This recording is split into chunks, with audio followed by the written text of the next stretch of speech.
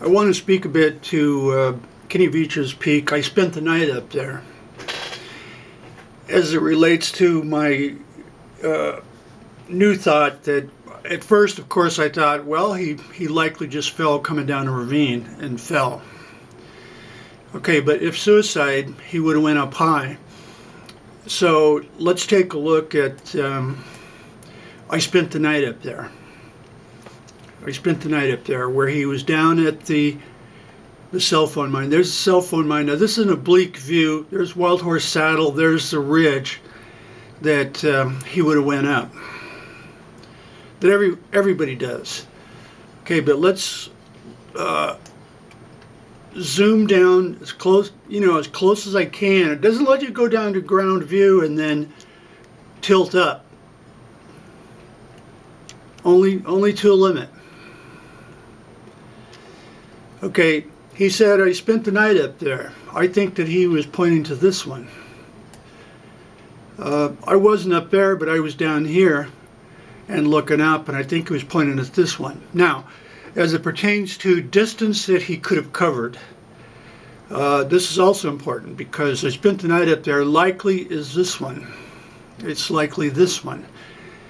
And that way in the background, you have the actual top of the Sheep Mountains.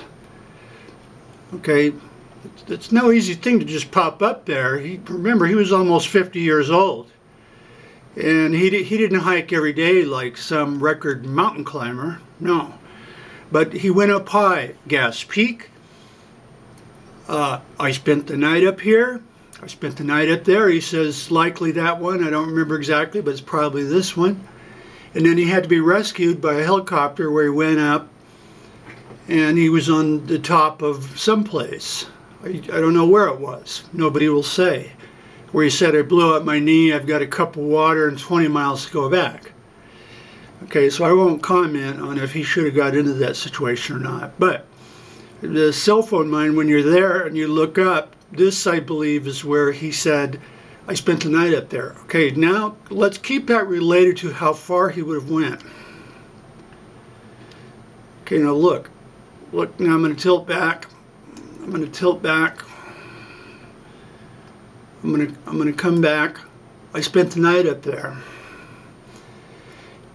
Now, I spent the night up there over on this one, but that would have required him walking up and over and over and over. But look at what you're looking at the top of the Sheep Range. Okay, that's quite a difference.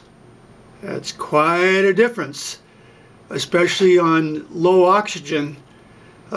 When you're hiking along, which he was, a good hiker, yeah, but a casual hiker. He was no record-breaking mountain climber. Okay, but I spent the night up there, likely is this one. Here's Heart Attack Rocks, where Aquachigger turned back. He could have been much closer than what he thought. He could have been much closer than what he thought, but he was getting low on air.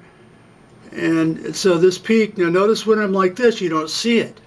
You don't see it. But if you're down there at the cell phone mine, then suddenly that peak becomes visible, where he said, I spent the night up there. Okay, now let's look again as far as distances, Sheep Range. I'm telling you that this right here is where he said he spent the night, not up here.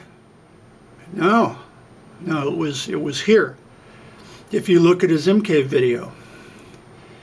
And so to go up and up and up and up and up and up and up, gasping for air, his knees giving out, he's 46, 47 years old, and then, even then, to keep going all the way to Sheep Peak, that's one goddamn hike. You're not going to do that easy.